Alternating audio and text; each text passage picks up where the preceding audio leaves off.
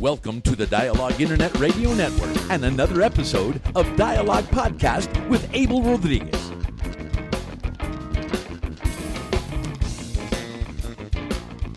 Hello, everybody. Welcome to the Dialogue Internet Radio Network. Yes, my name is Abel Rodriguez, and yes, I am going to get back into that podcast bicycle and start pedaling around again. And I'm starting off with some great information.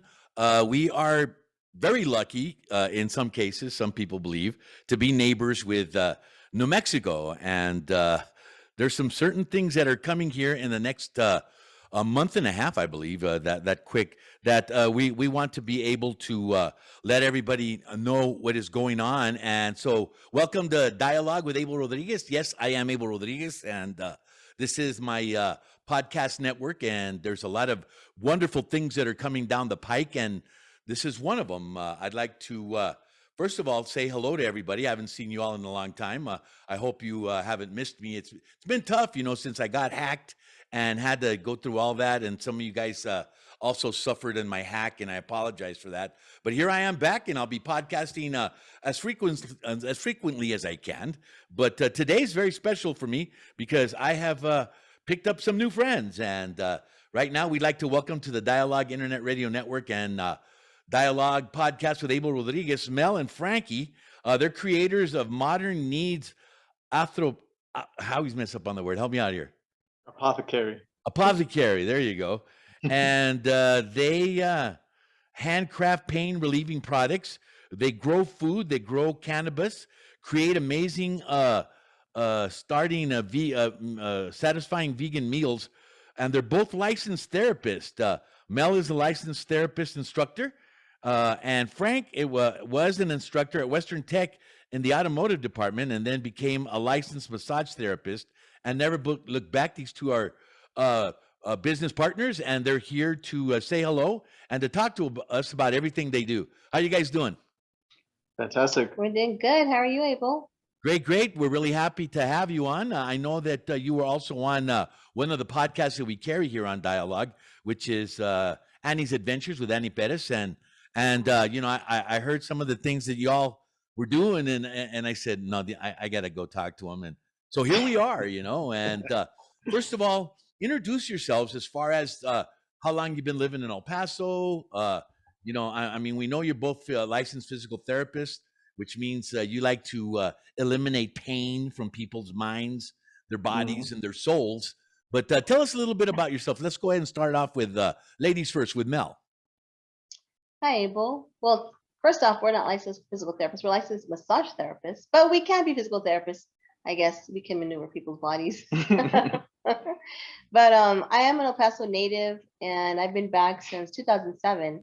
And in that time span, I've been working with kids with special needs in El Paso and through a Medicaid program.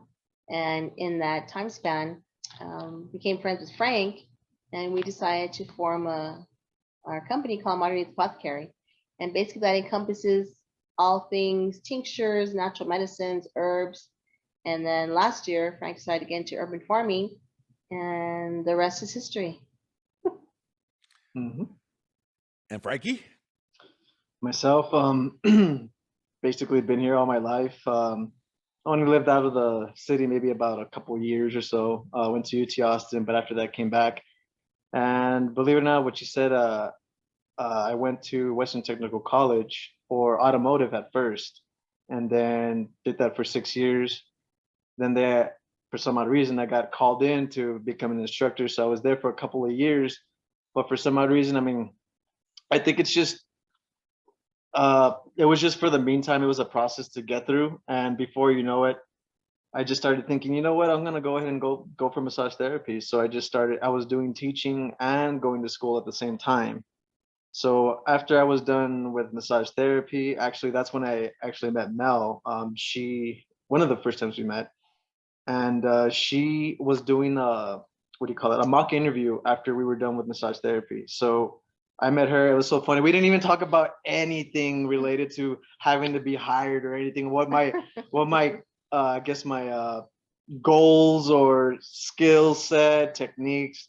We just talked. As soon as she said, "Oh, yeah, I have a son that's sick with Crohn's, and I'm just helping them basically get back to health with just using food and natural products, basically anything from the ground up, nothing synthetic, including cannabis. including cannabis. But that's when we hit it off. I'm like, you know what? There's probably something here. And before you know it, she started introducing me that she had an idea. And hey, would you like to go to the farmers market? And then pretty much from that point on, and then maybe about a year later, that's when I quit Western Tech and then went full on with Modern Needs Apothecary. So I was like 50-50 before I became full on to Modern Needs. Wow, that's a great story, and you know, you guys have some very interesting backgrounds. You know, Mel, it says here that you have been working. You worked as a celebrity therapist at the Four Seasons Resorts and the Palm Resorts in Las Vegas. What was that like? I mean, obviously, if you're working at that level in what you do, let's face it. You know, it doesn't matter who you are.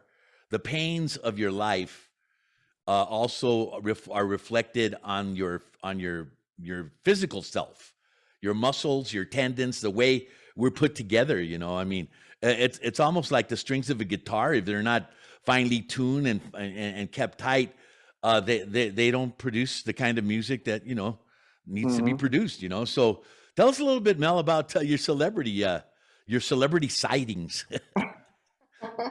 Well, I mean, at the time when I was working for Four Seasons, I didn't realize the type of environment that I was in. And right from Jump Street, I realized that we were going to be having clientele such as former presidents and senators. And I mean, everybody's a who the A-list that stays at the Four Seasons, because the Four Seasons is adjacent to the Mandalay Bay. And it was the first concept hotel as a 5-star, 5-diamond hotel without a casino. And so with that being said, I mean, it was just upper echelon clients and the food and the experience, and the spa that I worked in was just, I mean, like nothing compares to it. I mean, it's just amazing. I did meet a lot of clients and had the opportunity to be flown out to different parts of the United States as a private therapist to work on them and their families. So other than that, I mean, I was selected as one of the 30 best therapists and came out in magazines and spa magazines. And so it was really different. And then in that, I got to meet the Malou family. They were staying at the Four Seasons at the time. They were building their hotel, their resort called the Palms Hotel and Casino Resort. Very big family in New Mexico. Very big family. They're they're very, very well known. And so once I knew they were going to open the hotel, they invited me to go over and transfer over to that property. And so I was working on them and their family and the clients. So that was pretty wild, because that's when they were filming The Real World for MTV. So it was an experience and a half being out there, I gotta say. There's nothing that compares to that here in El Paso at all. Well, maybe in Juarez. Maybe in Juarez. Maybe in Juarez. I have to say maybe Juarez. Exactly. We're not an international border for no reason. So you know, so once again, you guys know how to relieve pain. You know, Yes. and that actually, in the time we live in, you know, of pain is not even a punch to your gut or anything anymore. It can be in the form of bad news, it can be in the form of COVID-19, all the stress of life, you know, and what it does to your frame, to your body, and how do you relieve it? You know, first of all, if it's real bad pain, people want to relieve it. You know, but if it's a pain that's always like with them, like arthritis or things like that, then there's certain things that Cubans start looking for in order to have something to use to relieve the pain. You know, whether, you know, it's like you said, a tincture or a balm or anything like that. They're looking for anything. They really are. You know, They're looking for They're anything. looking for relief.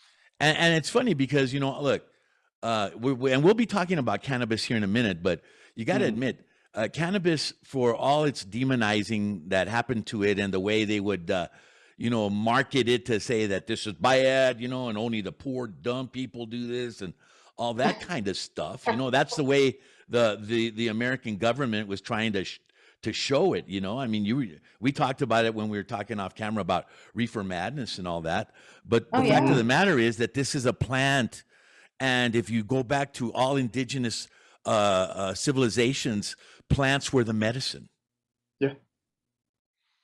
So, you guys, I mean, you're not just looking for pain relief, but you're also looking for people to try to change their lifestyles as far as what they ingest into their bodies, and according to the information that I looked up on you guys, you're both vegan.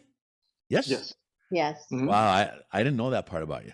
You're both foodies, and Foodies. Foodies. Yes, foodies. yeah, and then you understand the values of dealing and knowing with cannabis, hemp, and CBD. And let's face it. I remember CBD was like, oh, CBD, no, you can't do that. No CBD. It and was then next in line to cannabis. and Yes. who were the people that took the biggest chance? It was people that had children, that had seizures, Yep. that had Yep. sickness, and that took the chance and moved out of their state to head to Colorado. Am I right? Yes. Correct. And funny about that, actually, I actually personally went to somebody's home, and our youngest client was actually 2 years old. And poor little girl, I can't remember what she had, but she had tubes in her. She was 2 years old. She had her 24-hour nurse, one of the nurses, sitting there with her, and she was just on the floor. And I think it was a mixture of autism and I don't know what other things, but she also has severe, like up to about 100 maybe seizures a day. Jeez. So they were already, the doctor that she was seeing or the parents took her to were already advising her or advising the parents to use, CBD as it is.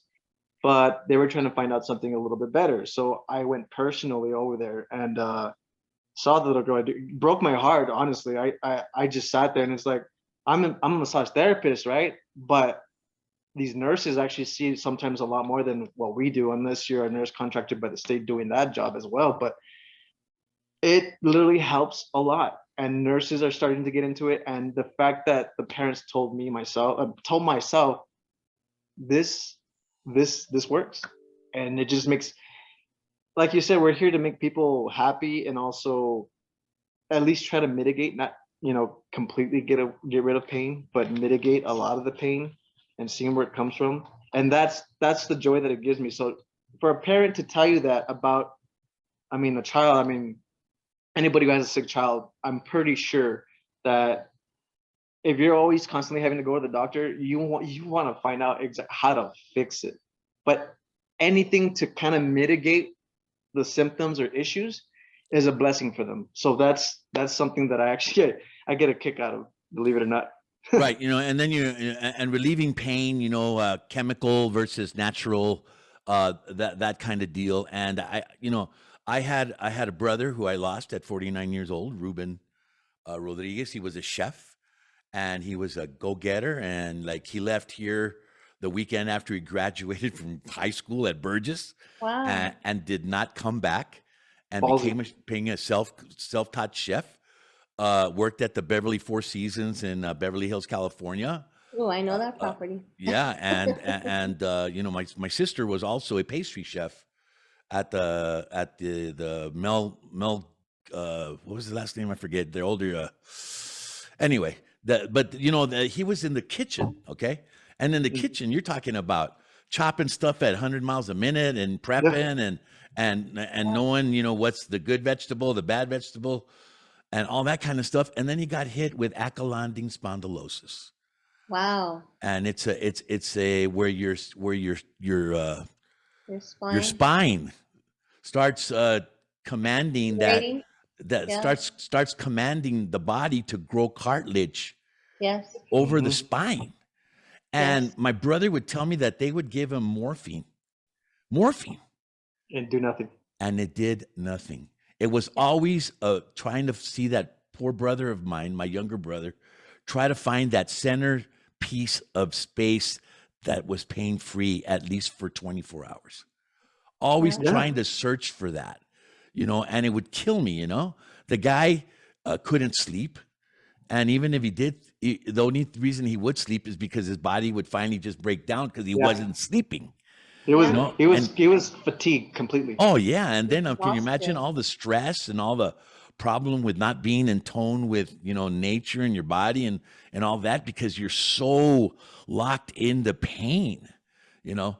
And everybody, you get older, you're gonna meet pain. Believe me, even if you have a good life all the way to 50, once you get in the 60s and you start going, ow, why does that joint hurt, and things like that, and they go out seeking things, and one of the things that you talk about obviously is the intake of food, and since you all are vegans and also foodies and probably even know how to cook with cannabis, tell us a little bit about your thoughts on what you intake in your body, and the way people are right now, because can you imagine you're obese, or you're or you're chubby, or you're on the beginning part of obese, and then you go through 2.5 years of COVID. And what did that do to you? Some people, actually, it motivated them to lose weight. Power to them. Mhm. But a lot of people, hey, they did what they knew how to do, and that was eat and Eat. feel That's it. comforted after it was over. I mean, like a high, like a buzz. Yeah, they did emotional eating. Emotional eating, movie binging, with eating, everything. Oh yeah.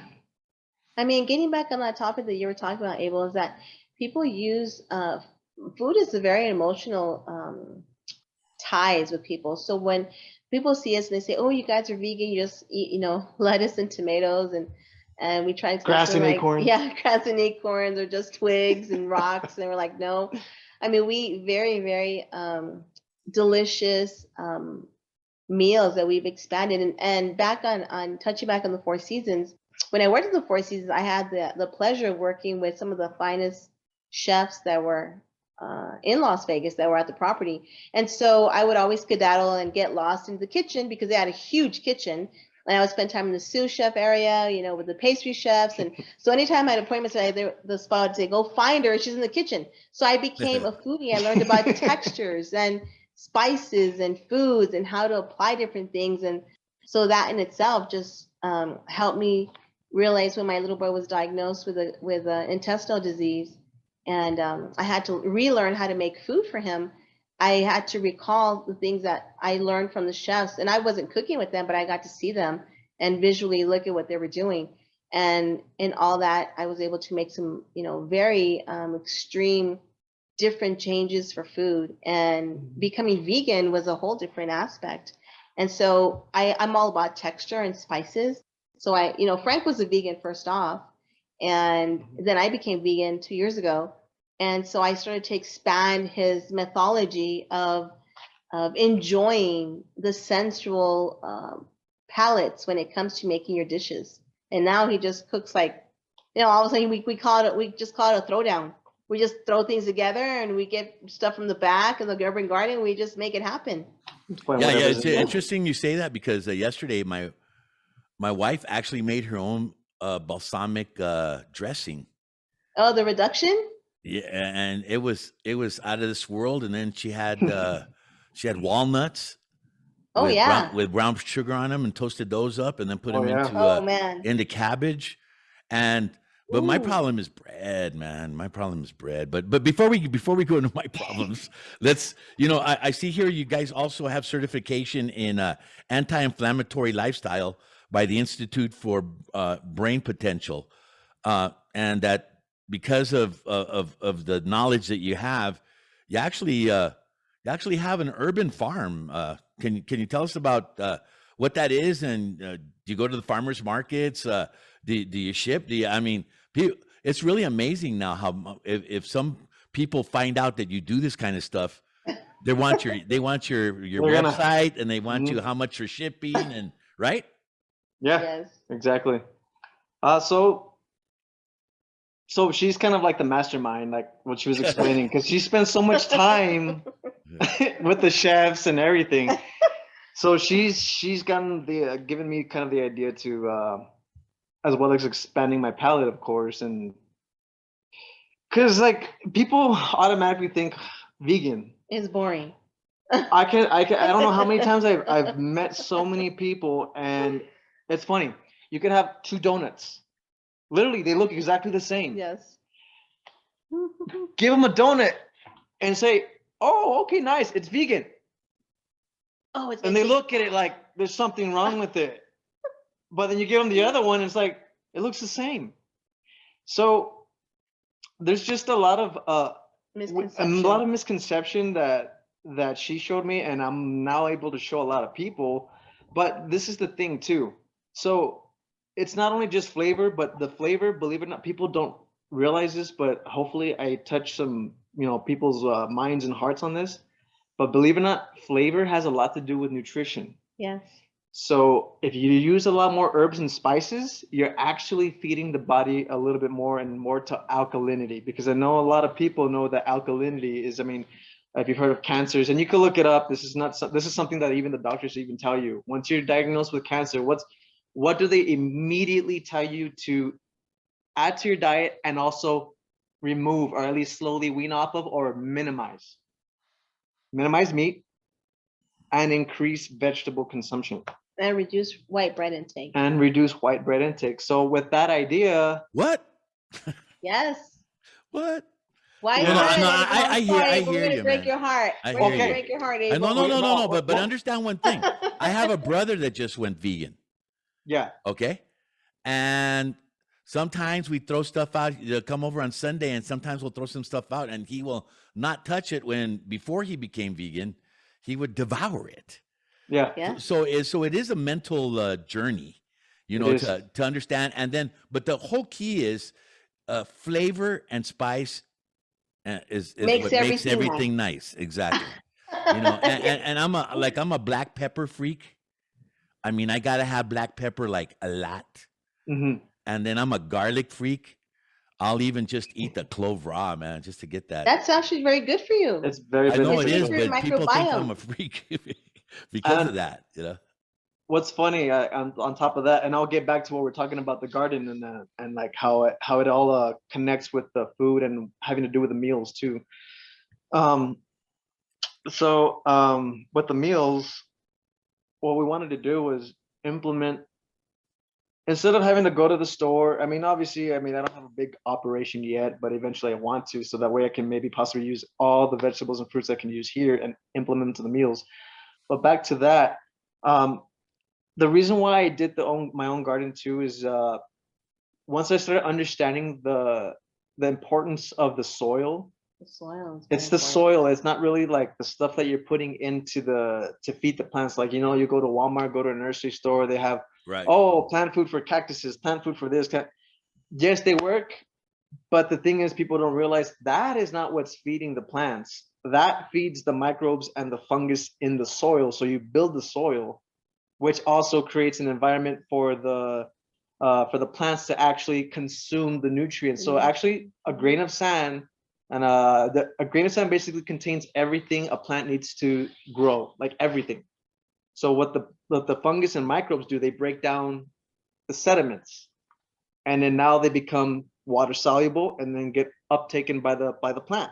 So I think I said this with the podcast with Danny. So I told, you can go to Sprouts or Whole Foods all day long, buy organic, and it will still not taste the same as if you grew it in your backyard. Yeah, completely different. And back to the flavor has a lot to do with nutrients. So what does that tell you?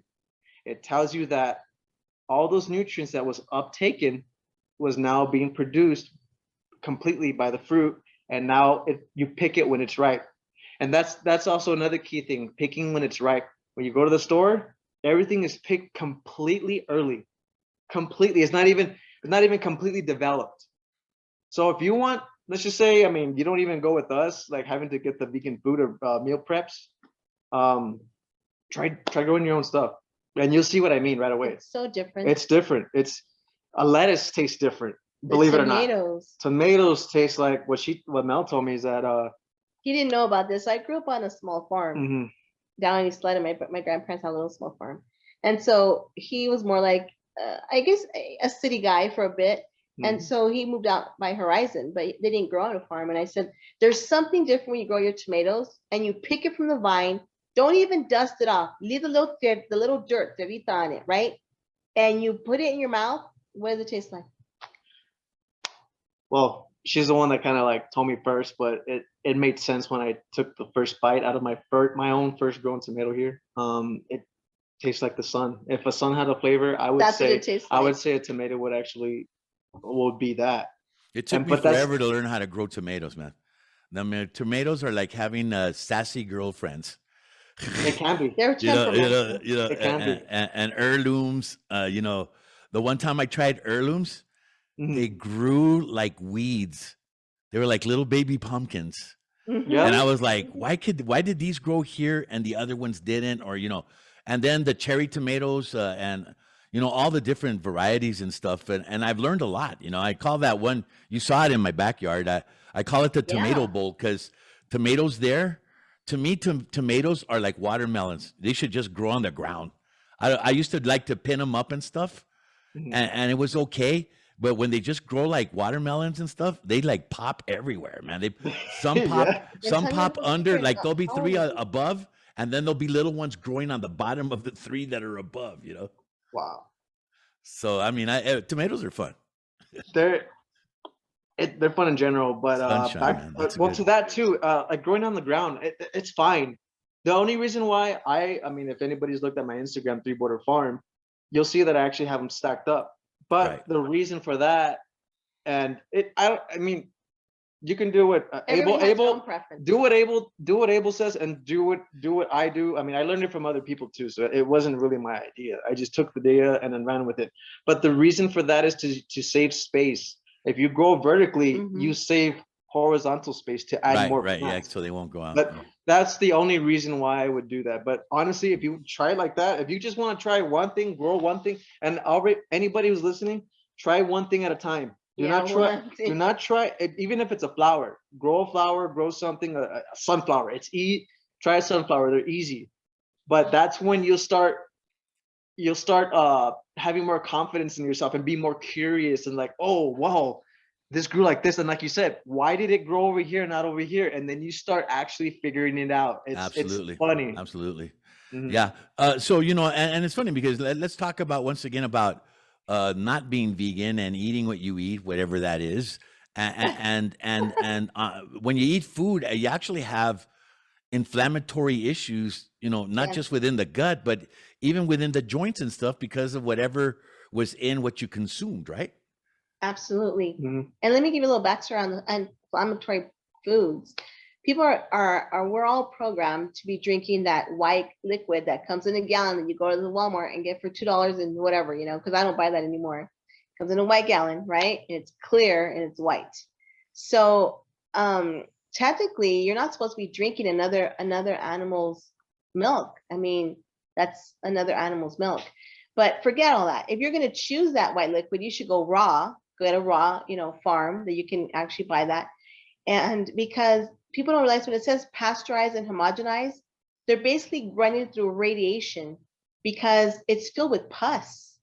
Because these poor animals are getting over milked, and so their udders become so calloused and bleeding, and they're gory, and they're constantly being milked, and so that creates pus and just nastiness that you're drinking mucus, and so they have to radiate that, and that's what we're consuming, and that actually causes inflammation in your joints and your bones. It just deteriorates, and we've been programmed to believe that we need all this white liquid for calcium, and people don't realize you can get calcium from vegetables. You don't need to be drinking that white liquid. You can make your own milks, nut milks. You can make almond milk, macadamia milk, cashew milk, hemp milk, and they're natural because they're plant-based, and they have so much proteins and vitamins and minerals, and that's why they have to add, an additional vitamin D into this white liquid that everybody drinks, because it has no actual nutrients in it Value. at all. And so it causes, your body looks at it as a foreign invader. And therefore, when you have inflammation in your body, and this is what we learned with the Brain Institute, is that when we're eating these foods that are processed and filled with synthetics and chemicals and hormones and all kinds of things, your body innately will say, that's a foreign invader. So as a protection method, your body causes inflammation because it's trying to mitigate inflammation of your joints and ligaments and your muscles and your organs. And so after that, you go back to, you're prescribing person and they give you a pill, a magic pill that'll help mitigate that for a time. And then you're constantly having to refill that little pill instead of just eradicating that from your life, eradicating that from your diet, and eating plant-based is actually something that I had to learn because I was a person who liked that white, liquid and liked to eat meat and whatnot. And I was diagnosed with osteoarthritis and fibromyalgia. And once I eliminated that from my diet, this didn't happen overnight. It happened within a matter of months. I started noticing I had less joint pain. I had more energy. I mean, everybody has stress, but I didn't have the compilation of having so much body pain associated with my diagnosis. I never took a prescribed pill that my physician gave me. I chose organic food and cannabis completely. Well, that's interesting. So tell us a little bit more about the farming aspect of this, because I mean, if you're going to be involved in what you're involved with, you got a lot of things covered. I mean, let's face it, Frankie, you're Farmer John, brother. You're Farmer John. We call him Farmer Frank. I mean, well, so what do you want to know? Like why I started? Well, tell us how you got into it and how big it is. What's the name of the farm? It's three borders, the number 3 right? border farm, only because we're over here We border three states and 2 countries. Exactly. So 3 border farm. 3 border farm. And that's, I mean, she pushed me to make a name. I'm like, when did you look in the mirror and say, okay, I'm a farmer? Well, COVID was the reason. You know what? That's I can understand that completely. I'm not the only one. Really? I found out I'm not the only one. I started meeting more people in El Paso that actually did the same, and more people online as well, on YouTube and all that kind of stuff. So it's actually a big boom that's happening. And the thing is, I mean, so I do a lot of research, as you can tell. We do a lot of research, and we don't get a lot of our information from as what people would say, reputable sources, I guess, if you would want to call it. Google. But the mainstream. We don't go to the mainstream. We don't go to the mainstream. No, we have friends that are investigational journalists that are like on the back end running, because they're reporting live and information. So when they started telling us what was going on, Frankie said, I'm gonna start growing. Well, first of all, we started hoarding food. Yes. Dry goods and everything, because as soon as COVID started, oh crap, we know what's gonna happen. These shortages. The shortage, what's gonna happen is gonna destroy everything. They're gonna, once you stop the economy, it's a domino effect, and that also ultimately ends up being in it affects your refrigerator, your pantry. So no, I agree with you. We did the same thing. You're right. Yeah. And there was a few of us, and I'm pretty sure you're one of the few that went shopping and you caught wind. There's some people that were buying certain items, and it was so funny because we'll recognize each other, and I think you might know what I mean. But like preppers, I guess you want to say, we look at each other's baskets, and then you just go up to them and say, "Hey, see, you got that there. You getting ready?" And then everybody's getting ready. It's automatic. They already know. Like, yeah. So you're like, "Oh, you know too?" I'm like, "Yeah, we know what's coming." So we were actually, believe it or not, right when COVID started really getting crazy. We were in line trying to get into Costco's. They were already holding back, and only one 500 pack of toilet paper and all that kind of stuff. And it was weird. It turned into a movie. It did. It really turned into a movie about, It did. But are we going to have enough? We're going to have this. And then, like you said, you got the preppers that already got 600 tons of grain buried underground somewhere with tomatoes and everything ready to go. And, water source, right? There's another thing. Exactly. Yeah. Because people don't understand, man. Without water, it's over. It's over. Yeah. Period. With the garden, it's over. Yeah. There's not. You can plant stuff all day long, left and right, but if there's no water source, no river, you're basically SOL. And but we stored water too. But I was thinking, you know what?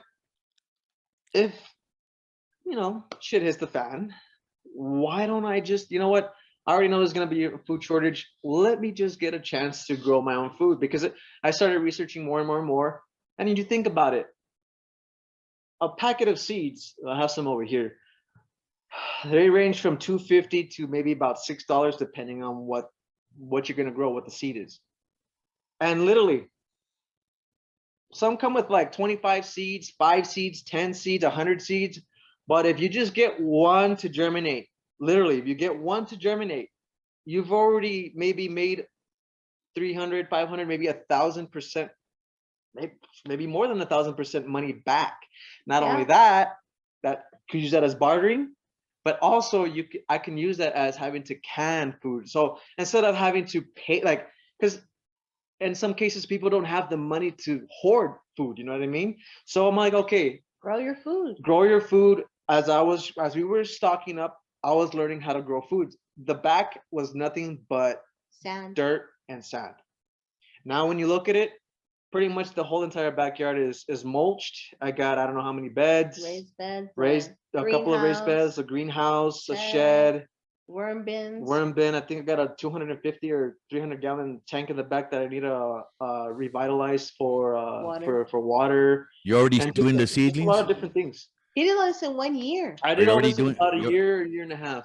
Like right now is when you start looking at the seedlings, because I tell you what, I'm that damn fool that goes and buys $40 worth of already ready plants and only But that's actually good. No. only $17 of the 40 grows. You know, the rest of them they'll either die or they didn't plant them fast enough, or you know. And then some people say, well, you're supposed to squash them so all the roots will be able to go in. And there's another one that says, no, put it in with that brown thing that we keep them in, and they'll grow out of that. And you know, all kinds of things that are hit and miss. You know, and actually, the true farmer is the guy that starts stuff with a seed. You know, Yeah. I mean, and the fate of the world actually is It involved evolves underground because it's seeds. It's Yeah, seeds. and the soil though. And get this, you need food for the animals to have your meat too. Correct. hmm No carne Farmer goes asada. away? There's no. Farmer goes away, It's over. it's over. Yeah. Yeah, drought. You know, I mean, animals will go out and try to eat anything if they need to. Oh But yeah, if no, they drought will. comes in and dries everything up, and there's nothing there, the cattle are going to be dead, and you know, and the animals are going to die, and you're not going to have feed for the chickens. And I mean, I don't understand why they don't teach that to kids. That's what we They talked just about teach them. today. They think Dra- that McDonald's is where you go to you know. I know. Like, You know what I'm saying though? I mean, in their mind, Let- they've done it so let me- much that they think it's the norm. let me butt in here a little Oh, bit. here we go. Did I start them I- up? Did I light I- them up? Because this really irks the crap out of me. Oh man, Because I'll get that. I wish we could. I mean, I could tell we're gonna get into a lot of topics because we research Hey, a lot. I we didn't I interact tell a you lot. that? Didn't I tell you this was gonna flow? It's gonna flow Yeah, great. it's gonna flow great. And so what pisses me off the most is that we were talking about veganism, right? I'm pretty sure you've noticed it's exploding now. Yeah, It's exploding, but this is the biggest but. I hate veganism is starting to become something that is a fad and a way to, oh, let me join in. I'm vegan as long as it's vegan. So I'll go to the store, buy the fake vegan meats and fake all this stuff. But remember what we were just talking about earlier. Anything majorly processed, and I'm not even talking about just meats. I'm also talking about Your fruits and too. vegetables. Canned. When you go see them canned, when you go see them dried up, I mean, yeah, they still have their nutritional purpose, right? But it's not the same as when it's picked ripe. So when it's processed, you lose a lot of the nutrients or some little benefits and whatnot. So, and now these companies like KFC, McDonald's, Burger King, they're coming up with all these vegan stuff. But if you actually pay attention to the commercials, they'll say it's vegan and not vegan. So what does that also mean? Yeah, we were trying to research. Like one of the companies said that they made some kind of nugget, but then their disclaimer said it's not processed vegan and not vegetarian. So then what is it? So what is it? Chemical. So my point is, my point to all this is, I'm a vegan, but I'm more of a whole food plant-based vegan, meaning I'm trying to use the whole thing in a meal. I'm not gonna, oh yeah, people do juices. Yeah, do your juices and do your blends. There's nothing wrong with that. But try to eat more of the whole thing, because you start cutting out different aspects and benefits of that fruit or vegetable. Yeah, like we'll use the carrot tops, or we'll use like if juices, we'll use the skins to put into a meal, and it's so flavorful. And we know what's even funnier than that, back to the garden too. Whatever you don't finish and whatever goes rotten, you put it in the compost. Yeah, And you get your own get it back. fertilizer. You don't have to go to Walmart. You don't have to go to Lowe's or nursery. Yeah. You just stack up your own junk, let it, kind of like ferment a little bit, do what you need to do. And in about a year or so, you have, fresh compost that's probably more nutrient than any soil that you'll probably get like Lowe's, Walmart, Home Depot. There's no comparison. So that's what, in a way, it's a circle of life. It literally is. You're feeding the microbes to feed your microbe, and back to the institution. Back to you, and whatever you don't finish, you feed the microbes. It just goes in a cycle. It's an anti-inflammatory lifestyle. We're going outside. You're feeding. It's like you're helping yourself and you're helping the plants. You work cohesively together. And the more that we learned with one of the tatsois that he grew, so it's an Asian mustard, right? It's an Asian mustard. This plant, I swear, the more we harvested this thing, it just bloomed. And I mean, the circumference for this thing, I can't even describe. It just gave so many leaves. We were giving it to the neighbors. I want to say giving it to friends. It was so much, just this one tatsoi. 3 or 4 feet wide in diameter, I believe. And the leaves were so hardy. Mhm. And I mean, you can just eat it fresh picked from the garden. You just dust off the dirt, eat it. Yeah. So good. Well, like that's what my I'm mom, my mom gets the the romaine lettuce Mhm. and doesn't cut it all the way down. Yeah. She's got 4 of them going, and they regenerate. Yeah, Yeah. they regenerate. And people don't realize that. Say, oh, okay, we're finished with that, throw it away.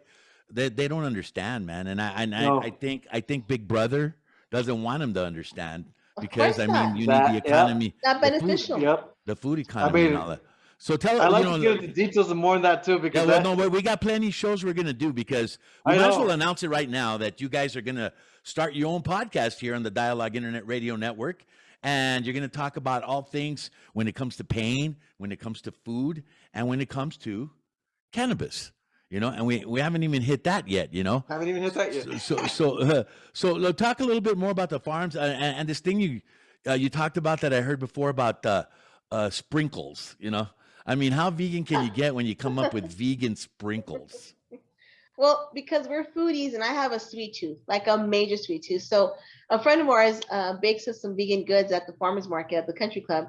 Her name is Rocio, and she goes by the name of Witching Flowers. So we actually became friends. Well, Frankie met her at the farmer's market because she made a version of a vegan zebra cake, like from 7-Eleven, but the zebra cake. Oh my God. I mean, they're delectable. I mean, it's like I can't describe it. You'll have to try it. It's just so moist and flavorful. And so she was using some sprinkles, but not very many sprinkles. So I bought some sprinkles, and I always wanted to know, like, okay, I'm about researching. So I started researching what the ingredients were. Labels. Yeah, labels and ingredients. So then I looked at one of the largest sprinkle companies, and it made this word name. It was called shellac. And so I started asking Frankie, what the heck is shellac? So I started researching, and a lot of these companies use shellac, which could be 1 or 2 derivatives. Paint chips for your fingernails, that's shellac. Or they get a bug called the cochineal beetle, which they already use in some food to dye the red color. Like a lot of colors are colored with a red. It says a natural flavor, but that's actually a bug. And so they'll crush up this beetle, they'll bleach it white, and they'll glaze the sprinkles. So I said, who the hell thinks of that? I have no idea, but that's what they do. They feed us bugs. And they're giving it like the ramen noodles, man. I grew up on ramen noodles, and then they're telling me that that's what they use for. They're made out of styrofoam or something, and I'm like, what the? No wonder I'm fat. I need to blame something. So it's inflammation. Well, because Blame it's a foreign thing that your body's taking in as food, so your body becomes inflamed. Yeah, people don't realize it, but a lot of people that are overweight, it's mostly inflammation. Inflammation, it's just bloating. It's the funniest thing. You know what? I agree with you 100%. 100%. I might as well look. I'm at that age where if I don't do it now to take care of, trying to, reverse osmosis my my eating habits. Your body, your living organism. I want to make. I believe I'd love to live to 85, 90 years old. As Same long as for you, though, right? as long as it's in good health, and if I don't do it now, I may not make it. I'm being honest with you. Look, when I was really consuming bread, okay, and I'll just use bread as an example. I Mhm. will toast a half a loaf of bread, okay, and then I will not put stick butter. I will melt the stick butter, and I'll pour the stick butter melted over the all the toast, With and some then pepper. still have yeah, oh, of course, the pepper because I love pepper.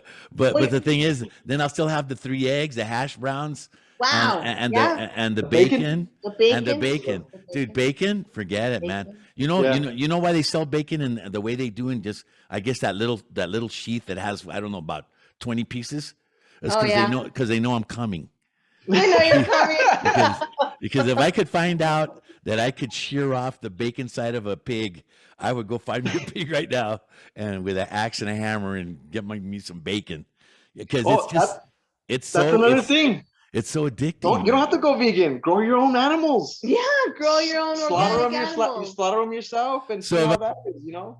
it'll be healthier, It'll be No, healthier. legitimately, That's how I really. grew up. legitimately, it's gonna taste different. I mean, Wow. I haven't really personally, but I've spoken to other people who have farms that actually slaughter their own animals, Right. and also one important thing too, slaughtered without having any pain and without even knowing it's gonna die. That has, believe it or not, that has a big reason why meat can actually go sour. So Wow. I didn't. yeah, You're Yeah. giving some yeah, great Because the information, spleen will explode. yeah, because fear, when they know they're gonna die, it spreads adrenaline into the meat. Your kidneys start producing adrenaline, goes to Rush the to all the body, tissue. and then so when you eat the adrenaline and you get all hyped up too. People would say, "Well, how do they know they're dying?" Well, they can hear it. Well, Trust me. but you know what I mean. That would be Well, someone that would. no, one way to actually tell people to, for that question alone, watch Cowspiracy and you tell me. Oh yeah. Is that on You tell me Netflix? whether they know they're dying or You're not. giving me homework. We're giving you homework, Abel. Yeah, I mean, And what's the other one? Seaspiracy? no, there's also Cowspiracy, Plant Seaspiracy? Plant Nation. There's also Game Changers. What the hell? What the health? Yes. Wow, Lots that's of great. Lots of, information. and Well, there. we're gonna have plenty of time to talk about all this stuff. Oh yeah, We got about 15 minutes left, so let's go jump right ahead. in. Let's jump right into the next part of this, which is the wellness related to cannabis.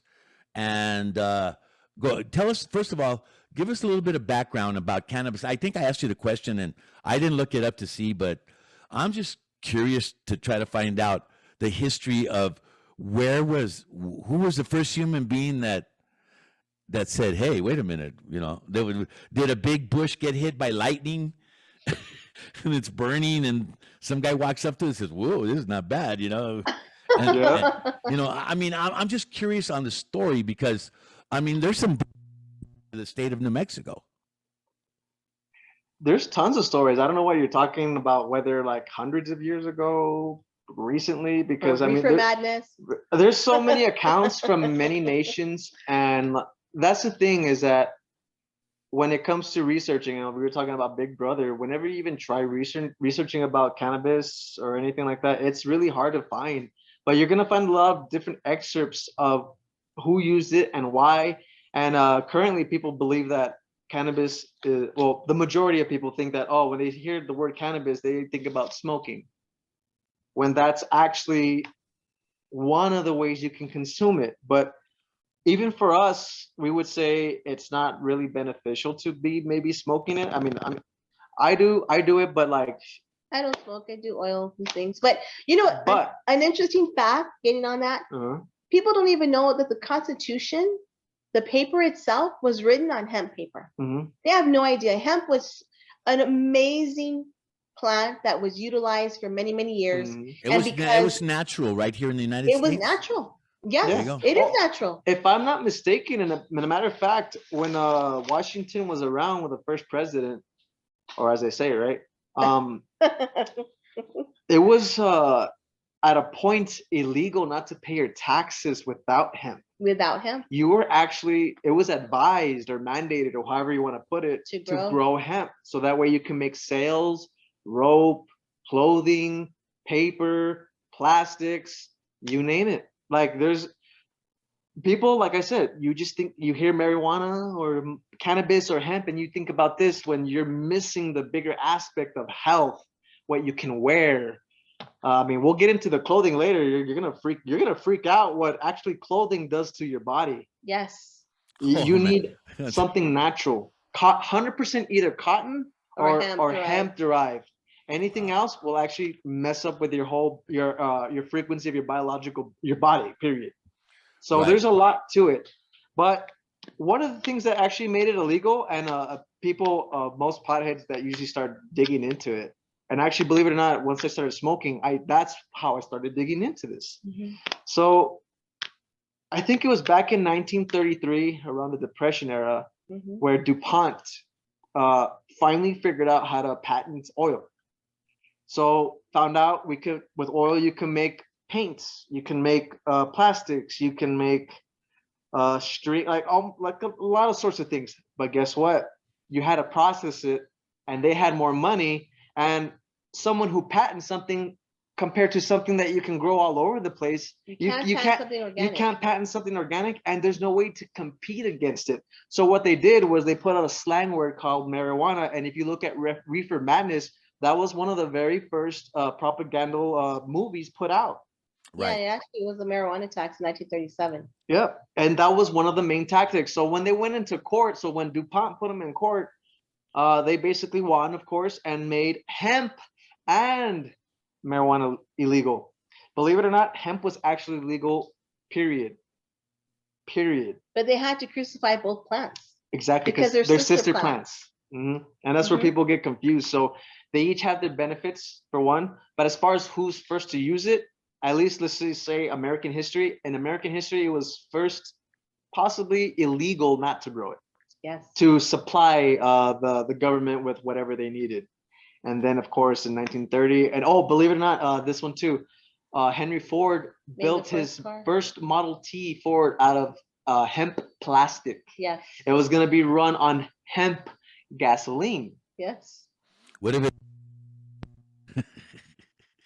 But was that it able? was a joke? What if it backfired? It People could. would be What a great running smell. behind the car going, "Whoa!" What a great You'll be smell. following all the cars. What a great smell. Oh, it's a good smell. Yeah, You know so because on that, what is you know, and there's a point about it. They demonized it, but what do you hear from people? They smell a bud and they're like, "Oh my God, what an aromatic piece of plant," or you know the aroma of it, or you know it's so the tasty, the leaves. the stink of it, or however you want to look at it. You know, I mean, well, poor skunks, man. They got Poor related skunks. to you know the way it That must smells. be Oh, who's that got must be skunk in Reggie here? though. You know, it's like. That must be Reggie. Because our plants don't smell like that.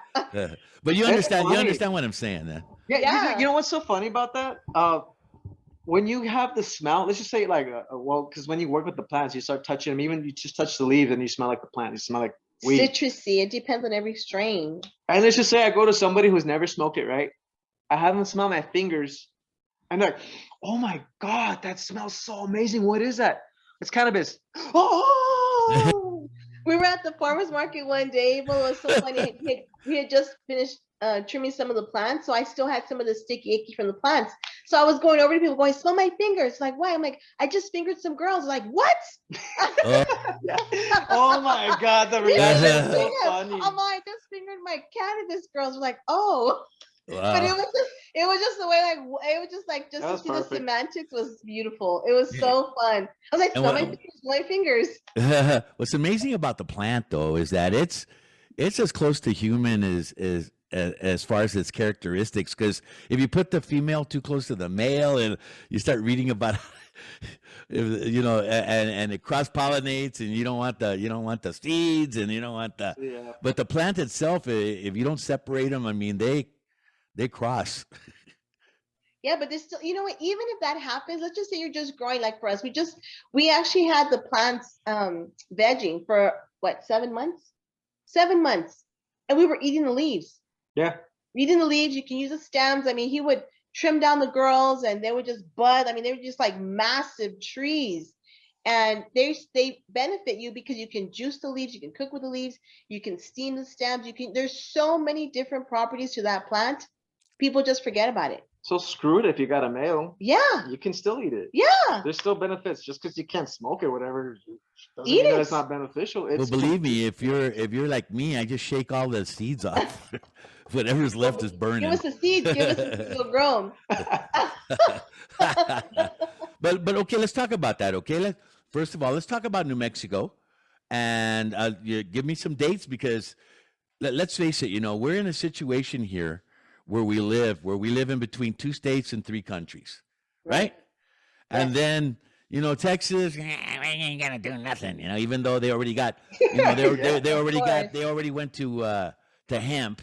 They didn't realize how wide they opened the door with that law, and they're like, well, Oh yeah. they opened the door pretty good. And now El Paso's first dispensary for medical only open on Tuesdays and Thursdays. Is just ridiculous, crazy way of doing it, But the fact of the matter is, New Mexico is going, I believe, April 1st or 2nd. April 1st. April 1st, they go fully recreational. Fully recreational, yes. And what does that mean? Especially understand It one means thing. April Fools for the government. Just kidding. But tell us, what's going to happen, in Sunland Park? What's going to happen in Santa Teresa? What's going to even happen in Vado? All these smaller communities, think about it, that are got a little bit of farming and maybe could work, the paperwork. They could get in, I mean, it's going to change that whole area, Completely. Well, I mean, what's going to happen is that a lot of the OG farmers who have been fighting and lobbying for such a long time. In fact, the people that we're involved with, they're really good guys, and they actually got an integrated license here, and they're going to be doing some really state-of-the-art stuff. I really can't divulge that at this moment because we have to get the CEO so we can talk with him.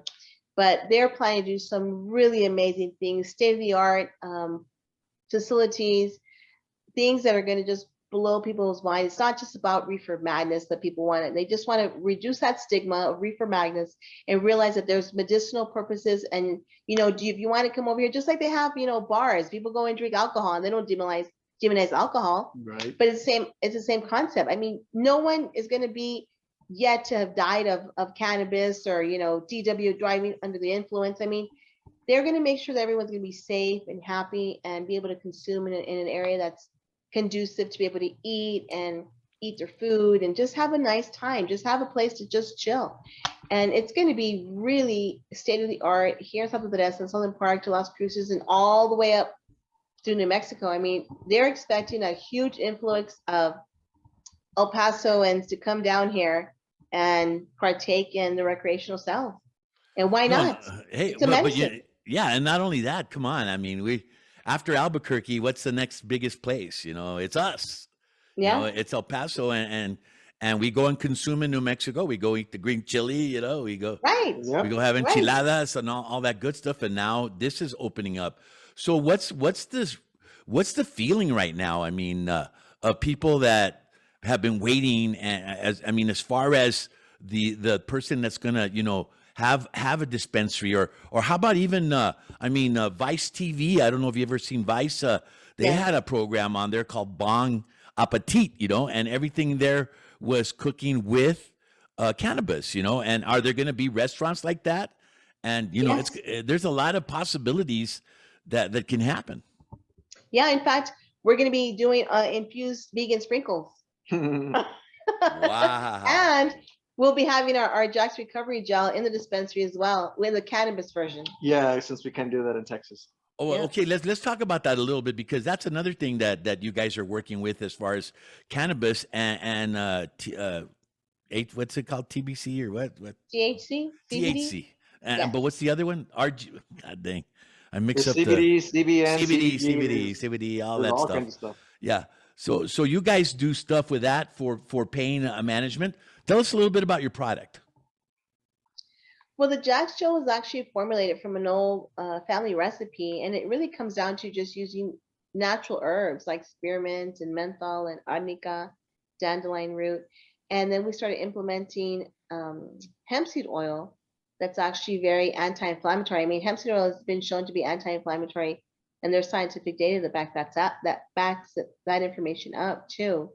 And so we formulated that within the gel to help minimize the type of body aches and pains that my son would pretty much deal with on a daily basis. And then I work with kids with special needs and myself having my own diagnosis. So we just formulate this gel to have it help you relieve some of your aches and pains throughout your day. And it lasts longer and it's made with natural almost ingredients. Immediately. Yeah, I mean, it penetrates quickly. So we found that the hemp seed oil actually pulls the ingredients into your muscle tissue and it lasts for a longer period of time and nothing synthetic. So if you were to inadvertently, like if you put another type of topical in your mouth and you fill the synthetic chemical makeup, you're going to want to throw up. I mean, I know I do. Or maybe look at the back of it. What does the CDC say to do if I eat this thing? So this one isn't like that. And so we won at the New Mexico Growers Cup in 2019 for the best paint topical against a lot of the big cannabis growers, the OG growers. And then we went in November and placed again. And we just got invited back to go to the New Mexico Growers Cup in May for the Triple Crown. So we'll see if our gel holds up, because they're bringing some big players to compete with entries for topicals. But I'm pretty secure that ours I'm will also win again. secure we would get that. I hate to be presumptuous, but I think it's going to win again. We're only saying that because like when we picked it up in November, the first day, because we didn't hear our names third and second place. Right? Yeah, we were sitting right in the front row. Let's let this first place. Okay. Oh well. I wonder who won. Oh well, let's start packing up. Modern Knees, like, holy cow. What was that like to you? What that had to be, I mean, that's as good as an Academy Award, right? Yes, pretty much to be recognized with the OG growers and these people who have been in the game for a long time to validate your product. And it just makes you know that, the product that I created for my son not only helped my son, but it helps countless others. Is really, really, really special. We really are really happy and proud of that. Wow. Well, we're going to hear a lot more from you guys because you are now joining the family here at the Dialogue Internet Radio Network. You're going to be coming in as podcasters, and you're going to be given all kinds of information. We might probably have to even split up into 3 podcasts by the time it's over with all the information that we just went through. But I'd like you to go ahead and announce the name of the podcast and what you're going to call it, because we're starting from this point on. It will be your podcast. Thank you for being on my podcast, Dialogue with Abel Rodriguez. I told you guys I was going to introduce you to my audience. And Thank you so much, Abel. Thank you, Abel. And we're gonna share. You share in your stuff, I share in my stuff. We do that old social media thing and see how far we get. And hopefully, by the time it's over, we will be very good friends. And maybe we'll go play some golf if you like golf. Or we'll just bring you to the farm. How's that? I'll go to the farm, but I mean, I'll have a reason because I'll be paying free to play golf. Exactly. That's true. So tell us, what are you going to name the podcast? Do you remember? I look at you. Yeah. It's going to be Hybrid Haze. Hybrid Haze. With the underlying mission, all things green. What a fantastic name. Yeah, it's basically we're going to be connoisseurs of all things green, including like vegetables and cannabis, because it's all things green. It's what we do. It's part of our life. People don't realize, man, that green is an important color. Yes, it is. It's a very important color.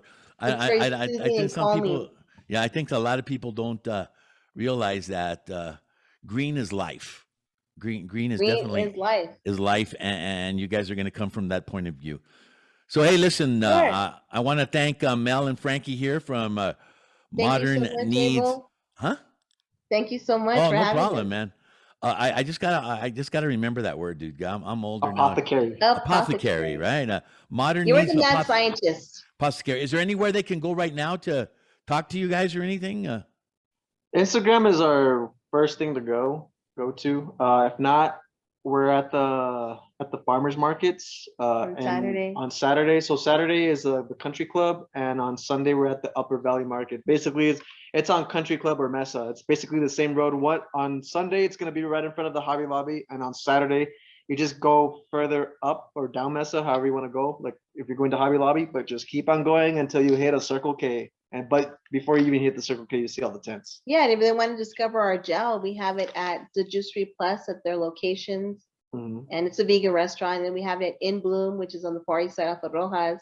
And then we also have Val and Mikey, who also have their own dispensary Mhm. from Legalize EP. So they also carry our products too. So we're expanding very quickly, actually. So we're gonna want to make you guys the leaders in the field and in the industry. We want you to be the go-to when people think about this and all the other things that we're going to be talking about here on the Mhm. Dialogue Internet Radio Network. Listen, it was great having you on. Thank you. Oh, just real quick, yes. quick. They can sample the gel if they go. If I know I mentioned the farmers markets, but if you go to the farmers markets, we can sample it on you, and we'll sample it with a little massage as well, so you Oh, get yeah. a little perk. So if you want to sample it, you can do that. Come and see us. Come and see us. Wow, that's great. And guess what? I'm coming to see you. 'Cause I need a massage. rub down. Yeah, I do need one. But anyway, hey, listen, my name's Abel Rodriguez, and I'm really happy to be back with my Dialogue podcast with Abel Rodriguez. Want to thank everybody that will see this or will follow and see if you can get in touch with these guys. And don't forget, they'll be starting their new podcast probably sometime next week. Thank you for listening to Dialogue Podcast with Abel Rodriguez. Remember to like us on Facebook at Dialogue Podcast with Abel Rodriguez, or you can email us at Abel, ABEL, at dialogueep.com. And remember to catch all of our podcasters on dialogueep.com.